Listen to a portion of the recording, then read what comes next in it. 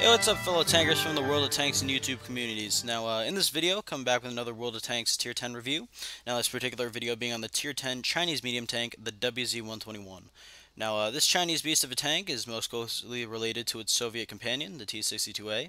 Now, many of you guys may think, yeah, just Chinese tanks going to be carbon copies and basically the same as the Soviet tanks. Now, that is true for some of the lower tiers, but once you get into higher tiers, such as the 121 and even the 113 and many of the tier 8s and 9s, they are not necessarily as close as to the Soviet counterparts as you may think. Now, in other words, they basically have similarities and differences. T-62A from the 121 is most likely going to be described as the 122 caliber, that is the 121's gun, as opposed to the 100, that's the T-62A's gun. Now, before I start this review, I've been getting some very good comments and some pretty bad ones, basically in the methods of making my reviews. Now, I came up with a new method of how I'm gonna order the review and do it in terms of intro is going to be the first one. Second one's going to be history of the tank. Third one's going to be the review of the armor and turret armor, whole armor. If it doesn't have a turret, well then an OL. Number 4 is going to be overview of the mobility of the tank and how it maneuvers. Number 5 is going to be the overview of the gun and other important modules. Other modules being the tracks, engine, whatnot. Number 6 is going to be the overview of the whole tank's line. Now, you guys may have noticed I do not have a commander right now. Now, that commander is in the 132 as the campaign is going on for Clan Wars, and I have it trained to that because since it's in my 121, I needed to train him back for 6 cents. Now, 7 is going to be comparison to necessary tanks from other lines or countries. Now, I'm going to be comparing this to the IS-4 in terms of gun and T-62A in terms of all other aspects. Now, number 8 is going to be the playstyle of the tank, and that's going to be along with other tips that I'll say on how to maneuver and get the maximum performance out of it. Number 9 is going to be the weak spots. I'll go over that later. Number 10 is going to be the tips on equipment, crew skills, and ammo loadout, which will be applied here and down there. Gameplay is going to be number 11, which I have a nice game on Mountain Pass that I'll showcase for you guys.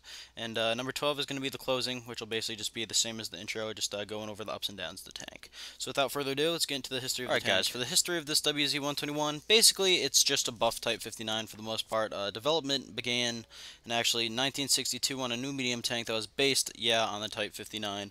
With it was expected to have major feature improvements such as firepower, which is why it yields the 122 caliber cannon, and also some armor protection, which 120 millimeters of armor in the front, which I'll get into later, and some technical innovations were applied later. But in the development of the Type 69 tank, which was actually what came off of the 121, and this was just a prototype tank to become the Type 69. Now, all 121 prototypes were destroyed in nuclear weapon testing, as it was ordered by the UN in later years. Now, let's get on to the hull and turret armor. Alright guys, so this 121 for the hull and turret armor. Basically, the frontal hull is 120 millimeters of frontal hull armor with angling. Can actually be very hard to pen with standard cannons. Obviously, TDs and tanks with using gold rounds can pen it with ease, but basically gold rounds can pen through anything in this game, so it doesn't really matter. Now, the frontal armor is definitely a vast improvement over the T-62A's armor, as that only has 102 when the 121 is 120. Now, they do consist of the same sloping, as you can see there, about maybe 40-degree slope, which will definitely make an effectiveness of around 200 armor. The sides are normal for mediums, as has the tracks and basically just a basic hole towards the inside with a little overlap of spaced armor. Now, that is going to be 80 millimeters of flat armor, which will basically be penned by anything. Not much to talk about there. Now, the rear armor is equipped with 60 millimeters of flat armor and has various weak spots, such as the fuel tank and engine. And that will be penned by anything, especially even the scouts, if they get up close to you, but that shouldn't be a big deal. Now, the turret armor, getting onto there, has 240 millimeters of angled front armor, that being the turret cheeks and the gun mantlet also. Now, there are a few weak spots, being the little gunner's commander's hatch and the gunner's hatch, viewport rather. Hatches are up here, and basically this little flap up here that kind of continues from the gun mantlet up to the top of the turret. Now, that will be the 240 millimeters of armor, being, like I said, the turret cheeks and the gun mantlet are basically impenetrable from the front by any standard cannon. Now, like I said, you can get through these, but that will take some very improved aiming and might not be that easy to hit. Now, the sides of the turret have 130 millimeters of rounded armor, which are going to be withstand able to withstand lower tier shots such as tier 8 mediums, and a couple, maybe tier 9 mediums, but and lower tier scouts. But once you get up into the TDs and the heavies and everything, they can pen the side of your turret at a flat angle. Now, the rear of the turret has 60 millimeters of rounded armor with an effectiveness of 90 millimeters. Any tank should be able to pen this, basically, unless there's like a fail platoon of like tier 3s or some shit, which obviously you'll be able to beat up on. Now, one thing I can clue you in on this turret is that it is very bouncy, but if they get to the side or back of your turret, the ammo rack, like I'll go over in the weak spots, goes from this middle bar here all the way to the middle back of the turret, and is almost like a little square like that. Now, next we're gonna go over mobility, which is basically gonna be the same as the T62A, but I'll get into that later. Alright guys, so this Chinese tier 10 medium tank, the WZ-121, has a top speed of 56 kilometers per hour on flat ground, and has a 50 degree per second traverse speed, which seems like a great number, but the T62A actually beats it in that aspect. Now, these numbers are great, especially the top speed, but power to weight ratio with the low horsepower engine does not yield a great acceleration on this tank. And combined with off-road driving, it'll take around 5 seconds, maybe even 6, to get up to top speed on a flat ground with various resistance. Now, nevertheless, this tank's mobility is very good, and some people actually choose to run quality oil on it, but I find that the fuel tanks are very weak on this tank, so I still run the fire extinguisher. And, you know, fire extinguisher is more helpful in pub battles. Maybe if you're in a coordinated clan war attack, it won't necessarily mean that much, but, you know, I just like to stay safe, and, basically, overall, the top speed on this tank is very hard to beat, and it's going to be amazing with basically good crew skills like the off-road driving and smooth ride and all that. I'll get into that later, but basically, at the same time, with the very high top speed and the 122 caliber rifle, the standard dispersion is going to be very bad, and I'll get into this later, but I would suggest putting a vertical stabilizer on it, as the dispersion is quite pitiful. Now, next we're going to go over the gun and other important modules. Silly enough, this WZ-121 and its basically Type 59 cannon on steroids consists of the same overall damage and pen stats of the IS-4, and which is basically in my opinion, the better tier 10 Russian heavy tank, and these stats being, let's check it out, the 258 millimeters of penetration with standard AP rounds, 340 with heat rounds, and 68 with HE rounds. Now, damage is going to be 440 with both AP and heat, and 530 with HE rounds. Now, as you guys can see, after the 8.6 update, basically the penetration hit a 10 penetration nerf on the standard AP and a 60 penetration nerf on the heat, but nevertheless, this tank is still amazing and the pen is still outrageous. Basically being for a medium tank. Now, basically, moving on the engine. The engine, I believe, has a 580 horsepower. Yep, 580 horsepower with a 12% chance of fire on impact, which is, like I said, not going to yield a big power to weight ratio and is actually going to be basically not the best overall engine for a tier 10. Now, the suspension, being a limit of 42 tons, will allow you to mount anything on the tank. Being a tier 10 with only one suspension, you can get all the modules and equipment you want and not have to deal with any upgrading suspensions or anything like that. Now, like I said, traverse speed 50 degrees per second is a great number, but the T62A does beat that in that aspect.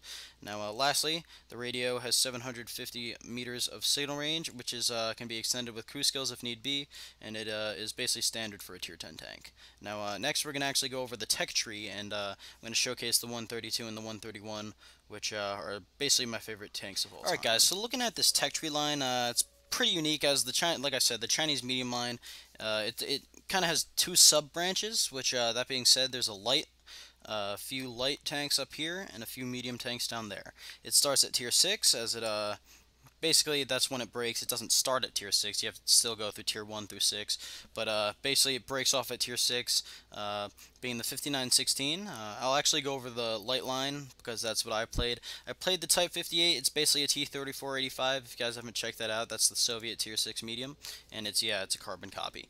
Now, being the Chinese light line, this is my favorite line and few tanks of all time, as I even bought back the 132 for fun and also Clan Wars.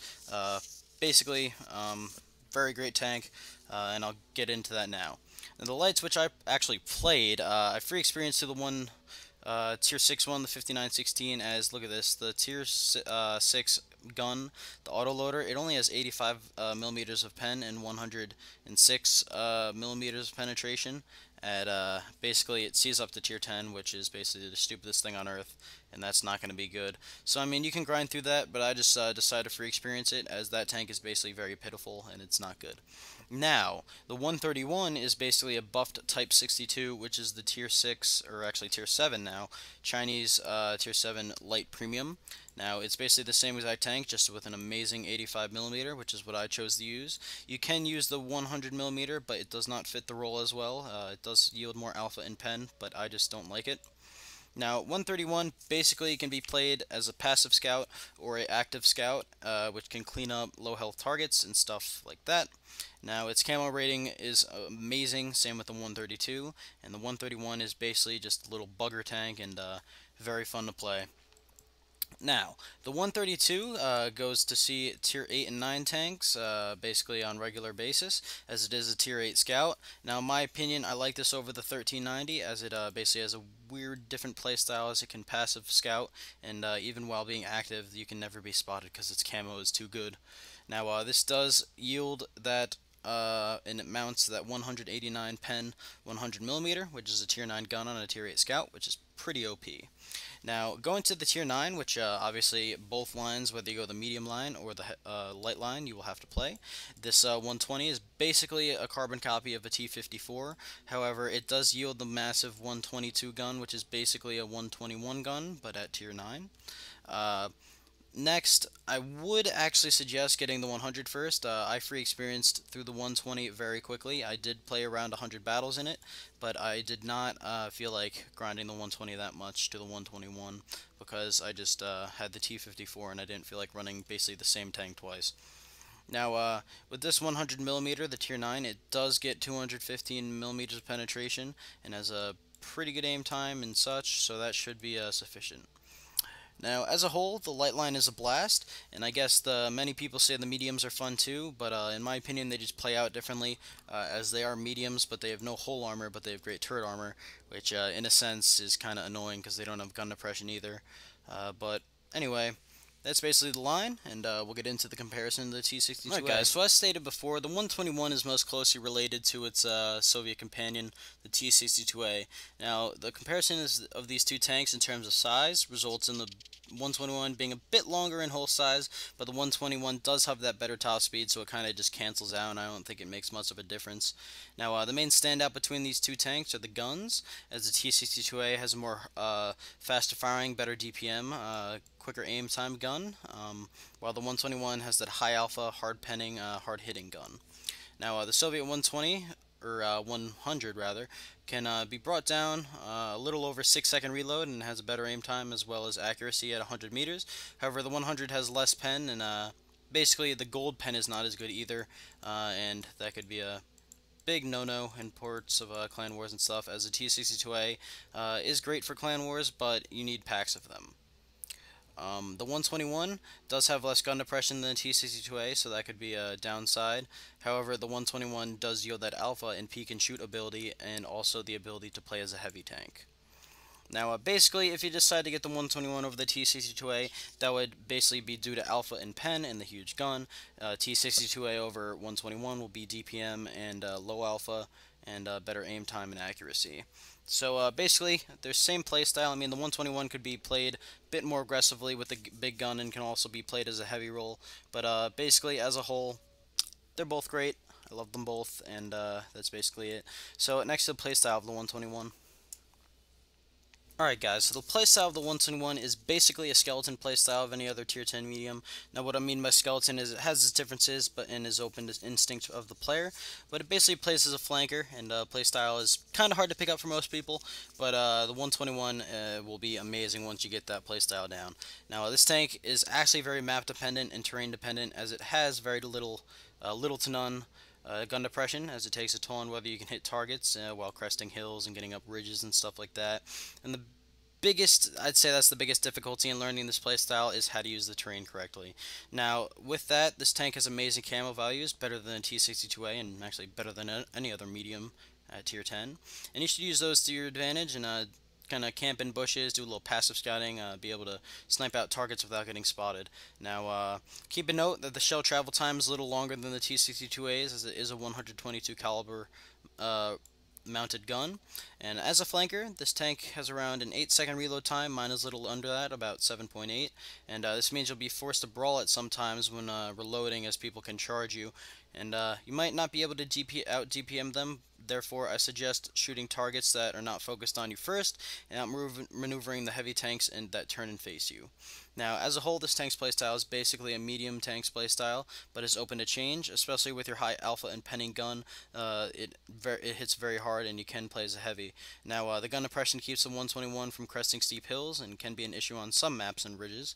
However, make sure to adapt to your situations as well as you can, and use your camo values to your advantage. Now, next we're going to be going over the weak spots. Basically, as I said before, WZ-121's armor, not really anything special, as it is a medium tank.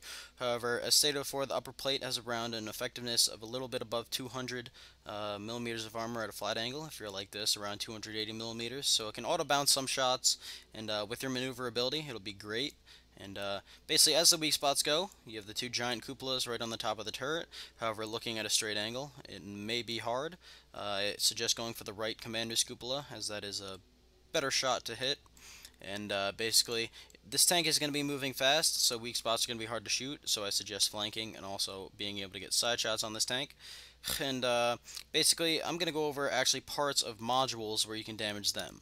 Now, believe it or not, to the left of the driver, this huge square on the left part here actually contains part of the ammo rack, which is very awkward for being a medium tank, and the fuel tanks. So if you can get an upper plate pen at a straight angle, you can definitely damage the ammo rack from there, and also the fuel tanks. Now, ammo rack, there are actually 3 places. That being there, it continues onto the side around the middle of in between the first and second wheel and the second wheel. So around there, and obviously showcased on the other side, the same exact symmetrical place. Now, Chinese fuel tanks, like I said, they're pretty much crap, same with the T-62As. So once you get shot in them, if they get a butt shot on you or maybe hit the fuel tank again, you will definitely be lit on fire, and that's why I suggest carrying fire extinguishers over quality oil, or maybe even an automatic fire extinguisher, as they are half off during the whole 8.6 patch. Now, basically, engine deck obviously contains the engine, and back right of the slab of the turret, like I said, contains part of the automatic ammo rack, which means the hit points are very low, where you can actually blow up the tank in one hit. Now, other than that, this tank is very maneuverable, and otherwise you won't be able to really hit their weak spots on as it's going to be moving fast, or brawling or whatnot. So basically, make sure to hit the 121 while it's moving, and you can have side shots, as the side armor is very easy to pen. Same with the butt armor, and also I suggest hitting the back of the turret, as the ammo rack is huge there. So basically, that's the weak spots. Next, we're going to go over the crew skills, equipment, shell loadouts, and other guys. So as crew skills go, basically normal, medium crew skills. Now I'm actually going to take my commander out of the 132 and put him in the 121 here, that guy. And here we go. So, basic medium crew skills. First skill being the 6th sense on the commander, snapshot on the gunner, smooth ride on the driver, and safe stowage on the loader. And yep, safe stowage will help a lot on this tank, as it does get ammo racked a lot, and being a Chinese traditional tank, that will help a lot. Now for the second skill, you guys, it's basically up to you. I chose to get Brothers in Arms, and that will definitely help. Most people actually suggest doing that, as it does have a little bit longer reload, long aim time, and that basically makes up for the hard hitting and high alpha that the gun offers. Now, third skill, I'm going to show you guys what I did. I actually originally had repairs, but I just figured that, this tank's camo values are amazing, so I might as well get camo. So on a half crew dropping, or skill dropping weekend, I actually added off-road driving to the driver, which increases acceleration on high resistance terrain, and I put camo on everybody else. Now I am thinking of going back to repairs on at least one of the people who have camo, but that's once I get up to 100, so it'll kind of cancel out. But for now, repair, like I said, the repair time is actually a heavy's repair time, which I believe is 10 seconds, 10 or 8 seconds, but with the repair kit and being a fast moving tank, it won't really matter that much. Now, as equipment goes, I like to run a large caliber gun rammer, increased vents, and a vertical stabilizer, as you basically want to maximize the on the move damage. Along with the crew skills, the vert stab will help a lot. Now, basically, with that being said, obviously with the consumables, I just go repair kit. You know, the standard repair kit: small first aid kit, manual fire extinguisher. However, for clan wars, I do switch out to gold consumables, as they can be bought for credits now. No, you know, that's basically it. And some people, they choose, actually, I'll get into this, they choose to put a wet ammo rack or maybe a CO2 in the fuel tanks just to be safe. If you like to play this tank safe, you can choose out or swap out the vents for that, as it can actually be more safe, you know, getting the ammo rack, not getting ammo racked, and not getting set on fire. Now, basically that's all you need to wait for, and now we're going to go on to the gameplay, and you guys have all been waiting for this, so let's get... Alright guys, so here's what you've all been waiting for, basically the WZ-121 gameplay review right now. Now, this being on Mountain Pass, Tier 10 game, obviously, we have two Tier 10 arty on each team, along with 4 other Tier 10s. They have 3 Tier 10 arty, along with 2 other Tier 10s, so a little unbalanced, but they also have 3 Tier 10, or rather Tier 9 tank destroyers, and a lot of Tier 8 ones, as we just have scattered about random tanks, you know.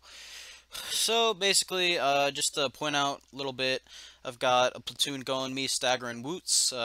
Woots is in the Batchat 25T, Stagger's in the FV183, and we also have another clan member, VTA Sean, and his Yag Tiger on the other team, which, actually we didn't sync or anything, it just so happened that he got put there, so that's pretty fun.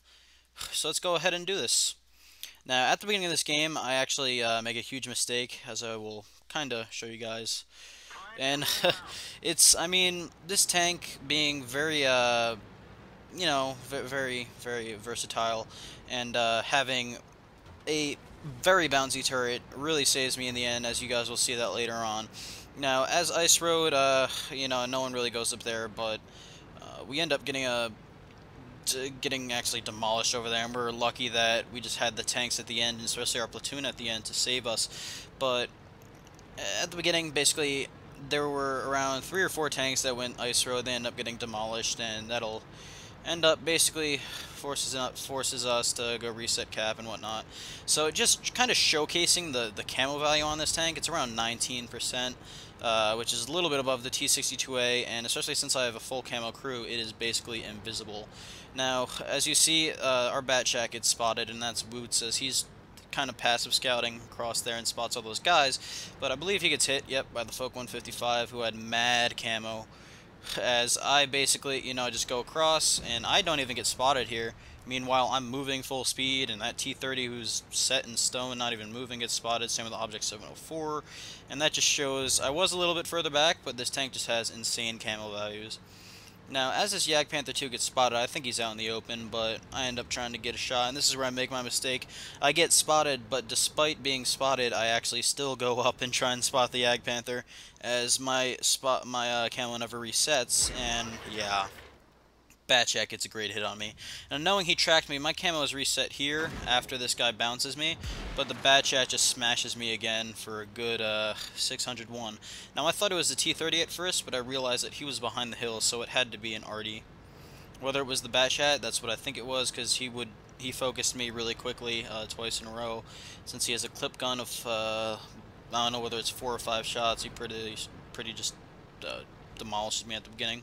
Now, obviously, I'm going to get spotted as I go in here with this T54E1, and just kind of showcasing the pen on this gun. Look at this. I get right through the Yag Tiger's upper glacis, and that is just massive pen, as this 122 with its around 260 pen with standard rounds and around 400 with gold. It's basically getting through anything. Now, as this Yag Tiger turns, I get a good RNG roll on him. As you guys see, my reticle's a little bigger because I have the zoom-in mod to hit weak spots and get more accurate blows onto tanks. I kind of back up because he's just hiding his lower glacis, and only his upper superstructure is showing, which is basically impenetrable with any gun. Now, I try and get a quick light, and I actually do not get spotted here. I actually go wide in the open, hit the dead tank, and yeah, he doesn't even spot me. Now, I don't spot him either, but once again, this camo on this tank is outrageous. Now, once again, you'll see here, as I peek, I peek to go see these guys and kind of keep them lit or whatever. And right here, I should have been spotted because they could have proxy spotted me, seeing my lower stuff. Now on that second peek, I get spotted, as you see right there.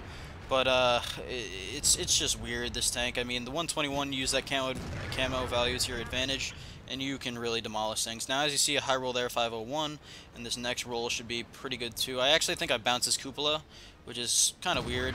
As you see, I hit him a little low and just doesn't go through.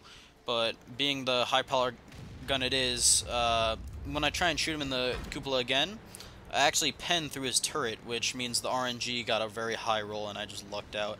Now I try and get another bounce from this IS-8 soon as he kind of comes out. As right here, you'll see I get through his turret, right through his lower turret under the cupola, and that's just a high roll by the caliber.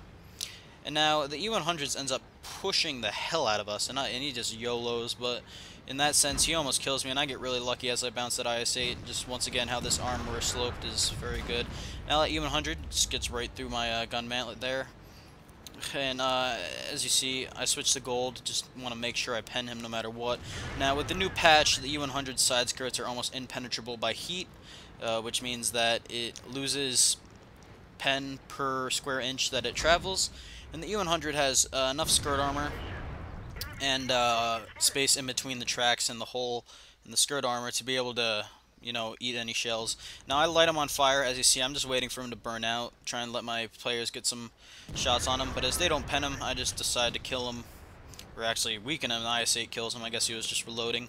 Now I realize that, yeah, Woots just died, and now Stagger's kind of retreating because there's people in the middle and they're coming to our base.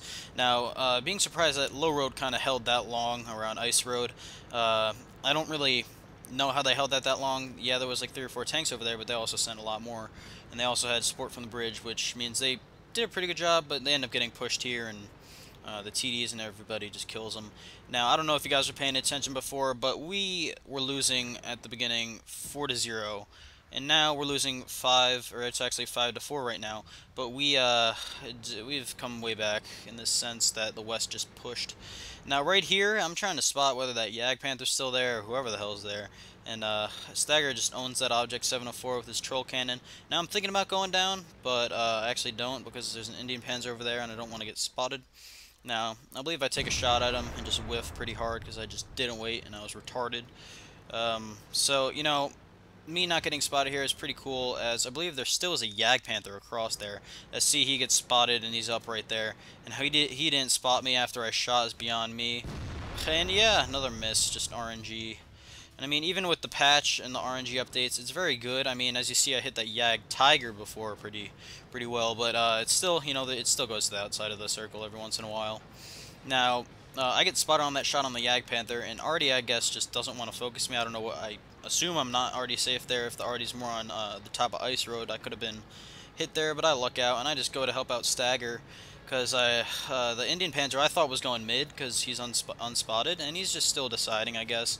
And he ends up going with the IS-8, which kind of surprises me. He could have gone mid and came into our base that way. It's kind of split up, but you know, they didn't know who was down by like the 0 line, and lucky for them, it's only Artie, and they get to go straight to our base. Now that T-92 is just no clue what the hell he's doing, and Ferdinand dies, Stagger gets T-92, and we're in business here. Now, as you guys see, I've done 4,498 damage with not 1 kill, and I'm okay with that. I end up, I believe, getting Confederate this game. As I don't have the after-battle reports, I might be able to upload it to Watt Replays and get it there. I'll have that in the next part of the video. Now, me and Stagger, we're thinking about dropping down and going behind them, but me with my low health, I just don't want to chance it, you know. Get stuck or fuck up or whatever the hell. So he jumps down because he has higher health and he can just go flank him, and I just decide to go right into back to our base. Now GW Type E gets owned by the FV, I believe, hopefully, yes. And now they're gonna start capping our base. Now the 171's pretty fast. I mean, it accelerates. Can't even talk. The acceleration is very sluggish a little bit. But the only thing is, once it gets up to top speed, you are flying. As you see right here, I'm just smacking right down, going right down to base. Especially with off-road driving, it helps your acceleration a little bit, but, you know, it's not going to be too much of a difference. However, I end up making another derp move here as I go into sniper mode towards the end. Now, Stagger is gonna, he told me, we're on TeamSpeak by the way, he told me to go and engage the IS-8 as he goes and actually kills the Indian Panzer soon. I decide to go get butt shots on this IS-8 as he turned to face our T-92. Now, as you saw before, he bounced me, and the IS-8s just for some odd reason do not pen this tank at, like, you know, religiously. And I was at some angle, he didn't pen me, but whatever. And now, as you see, I didn't realize he was turning around because I just did not look at him. That's the second mistake, rather, I made this game. Now, maybe if I didn't get killed by Artie, or not killed by Artie, but damaged by Artie at the beginning of the game, I could be able to, you know, potentially do more there. But with almost 5k damage and no kills, I am pretty okay with that. Now, as you see, Stagger just owned that IS-8, and now they're just going back to base, and there's not much really to watch, other than the showcase that, yeah, the 121 has a lot bouncier armor than the T-62A, as I'll have the after battle report and show you guys how many hits and bounces I received. It also, yeah, it doesn't have the necessarily the huge acceleration as it is a little bit bigger and yields a better gun, but the T-62A is better in the sense that it can get to places quicker. As you guys saw, I went back to base. I made it in time, but it was a little sticky situation, and if Stagger wasn't there, we probably would have lost. Now, 121 being the 122 millimeter caliber, its pen is outrageous, its alpha is outrageous. You guys saw how I was doing. If you look on the left, right, round, oh god, can't even do that. But the left where it says the hits, I got 9 hits and did 4,935 damage, which is insane. Now, as you see, 4 hits to the E100, yeah, I lit him on fire, but a total of 2,571 to him, which is basically a 1v1 kill, as he bounced my turret with this last shot, and the IS-8 took him out. Now, Yag Tiger I hit twice for a total of 912 with an average hit of 456. Now, the only thing about this compared to the T-62A, so the T-62A can get off basically 1.5 rounds per minute faster than the 121 can, but, you know, 121 with alpha, I'll be able to tell once I get the, I'm still at the T-54, but once I get to the T-62A, it'll be able to, you know, tell which one I like better. For now, 121's a great tank. Only real bad thing about it is gun depression and power to weight ratio. For the most part, very solid tank, and one of my favorites at the moment.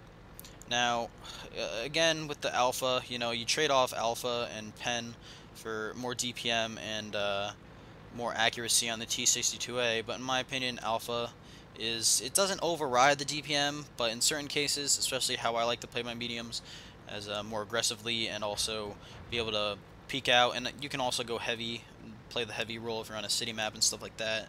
I like that about the 121, and it definitely yields a great gameplay and makes it very fun to play. Now, here, the bat chat actually is spotted in about a second, as Stagger does the smart old just back up and use your gun oppression. As, yep, there's the bat chat, and this game is over. Now, bat chat just whiffs, Stagger just derps him right in the face. Now, also, if you guys have any input, I'm definitely thinking about getting that FV183 next, as opposed to the WZ113. Now, if you guys have any comments or, you know, suggestions, I would definitely post them down below, as I'm more concerned about the 113 not being a great tier 10, and the 121 does everything better. But I'm already at tier 7 at the IS-2, and I might as well just go down that. But I'm also debating on whether to get the 183, but, you know, it's whatever. So if you guys have any questions or comments, please comment down below and PM me. And next we'll have the battle results. Didn't record it when it happened. So being 8.6, the tier 10 little 30% credit boost really helped me out this game. I fired a lot of gold on the E100, as I'll get into later, as the repair for ammo and repair costs, and I still made profit after the game. So being ×3 weekend made 3,531 experience, and I say that's pretty decent. Now, for battle efficiency and the Reddit 5 guy, Buffalols, I actually penned him twice. It says 3, but if you remember, I bounced his cupola that one time, and 2 shots did 1,015 damage. Now, from a medium, I'd take that any day. That's a great roll, and that's just the 122 on this 121 that is just so powerful. Now, Yag Panther 2, what did I do? Oh, I spotted him after he was originally spotted and got 107 spotting damage as he died. Um, so that won't really do anything. I mean, might give you a little bit more XP, but it's not really that special. Now, IS-8, I bounced him once in the butt and got defense points on him actually, and got a 437 roll, which is an average roll, which is one shot to his butt. Yeah, so it's looking like I basically damaged 4 tanks, so I was one away from Confederate. As you guys, like I said before, I got 0 kills. E100, 4 shots, 2,571 damage, all penned, and I lit him on fire for a good, I'd say like 800, 900 damage. Critical damage to any enemy vehicle for is definitely engine, maybe fuel tank, probably some other stuff like an ammo rack when he was burning for so long. And here's a VTA Sean, the other Narwhal guy. I got some good RNG on him, as you guys will see. Not as good as the IS-8, but pretty high rolls. 912 in 2 shots, and I 1 critical damage. It's probably either the radio operator or the driver when I hit him in the upper superstructure. Now with that, we'll go to the team score and see how our platoon did. We'll sort it by damage. Damage, me on top, like I said, 0 kills, 4,935 damage. C92 did well. Wow, 4 penetrations out of 6 rounds. It's pretty good. Stagger, pen 5 out of 6, 3,462 damage. It's very good. This FV 202 did pretty good. 12 for 18, that's alright, but the damage is up there. Object 261, alright. Really good damage spread. I mean, these guys wouldn't do much. The GW Tiger was kind of camping base the whole time, and he died early. But other than that, 3 guys with 0 damage. I mean, Woots. But Woots is he's a great player, so I'm not gonna yell at him or anything or call him out. But he was just unfortunate because he got spotted at the beginning. I guess he didn't have 6th Sense or whatever. Or I mean, probably does. I just don't know. But he got hit by the folk twice, who was in Visicamo, and got splashed by already and died. Look at that. He got shot 3 times and got killed. Now, that's pretty unfortunate for a bad chat, but Woods is a great player. I'm not going to put him down or anything. So, you know, that's good to go. And check out their team, actually. Oh, wow, they had a great spread of damage. Only real complaint that I can say here is the Indian Panzer probably only got 2 shots in. Wow, 2 out of 10. That's actually pretty bad. GW Type E didn't do much. He ends up getting killed at the end. T92, now, yeah, this, whatever. I mean, he just had a bad game. It's Expert, they're pretty good. Not gonna put him down. But, just because he kind of YOLO'd at the end, not really sure what that was for. As you remember, Stagger killed him when he was on Ice Road. I don't know what he was doing. Probably just got fed up with the team and just died. Don't really blame him. Now, for this, I hit 8 out of 13 shots. I missed, like, bounced the IS-3s a little bit. Fired toward the beginning, got like an Indian Panzer, missed him, missed the Panther 2. A little bit stuff like that. For the most part, in 8 hits, 4,935 damage. That's amazing for a medium. Hits received, I received 9. 5 were non-penetrations, and 2 of those were from the U100 and IS-8s. And they penned me 4 times for actually taking out all my HP pool, which is meh. It's alright. Got hit by high caliber guns also. Again, 2 of those being by Artie. Now, potential damage received, 6,250, which is well above my HP pool, which is 1,950. Enemies damaged, like I said, 4, 1 away from Confederate, as I got 0 damage, 107 spotting damage, that's whatever. And, ooh, 31 base defense points, and that's going to help my efficiency. And, yeah, this battle was very long, as you see, 11 minutes, and, other than that, I just traveled a little bit further as I kind of went back to base and was already almost at their base by the time I went back. Now, other than that, with the credit buff, I spent 25,050 credits on ammo as I shot, I believe, 4 gold shells. And the repair cost is, yeah, it's up there, 25,000 basically as a whole for the repair. And that's the max repair bill it's going to run you, so just be prepared for that for tier 10. Now, if you have premium, with the new credit buff, you shouldn't be able to lose money unless you're just YOLOing and try and do something special, but you end up getting one-shotted by already or something like that right at the beginning of the game. That's basically how you're only way you're going to lose credits.